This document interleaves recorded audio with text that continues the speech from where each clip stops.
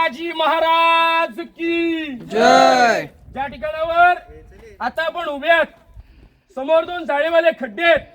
एक दगडामध्ये, याला धान्य कोठार असं म्हणतात. धान्य कोठार म्हटलं तर कोकणात याला पेव, कणगी किंवा अंबरखाना याची ओळख. धान्य कोठार म्हटलं तर रायगड राजधानीचा किल्ला आहे. गडाला शत्रुवेडा कधी मारेल? गडाला शत्रुवेडा जास्तीत जास्त किती महिने मारेल? 4 ते 6 महिने. मग 6 महिन्याचा धान्य साठा इथे केला होता. राजांनंतर पेशवाई सत्ता आली. पेशवाई सत्तेने याचा वापर कैदी कोठार म्हणून केला. चोरी, लबाडी, गुन्हा, गद्दारी, फितुरी करेल. 7 दिवस कोंडायचं.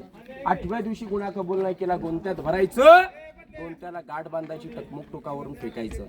शिवाजी राजाने कोणाला ढकललं नाही, संभाजी राजाने कोणाला सोडलं नाही. जगावं तर शिवाजी राजांसारखं आणि मरावं तर धर्मवीर छत्रपती संभाजी राजांसारखं.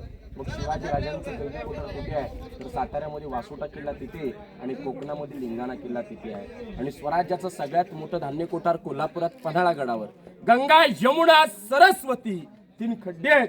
52 फुटाचे धान्य कोठार आहेत. एका टायमाला 5 लाख लोकांना पुरेल एवढी त्याची कॅपॅसिटी आहे. हे इमर्जन्सी धान्य कोठार होतं. खाली पडलेली घरं आहेत. 16व्या शतकातलं पहिलं मंत्रिमंडळ आपल्या राजाने इथे स्थापन केलं. राजांचे 8 मंत्री होते. मनाजी पंत, हंबीराव मोहिते, मोरपंत पिंगळे, अण्णाजी दत्तू, रामचंद्र त्रिंबक, रामचंद्र नीलकंठ, निराजीरावजी आणि बालाजी रावजी असे राजांचे 8 मंत्री त्यांचे घर आहेत.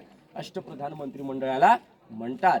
प्रत्येक राणीमाला समोर जो आज चौथरा याला दाशींची घरं, सर्वंट्स क्वार्टर्स.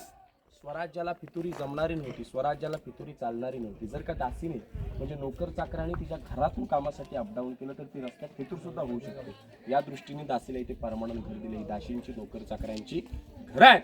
आतमध्ये राजांचा राहता राजवाडा, बेडरूम, राहतं घर बघू. बोला छत्रपती शिवाजी महाराज की जय.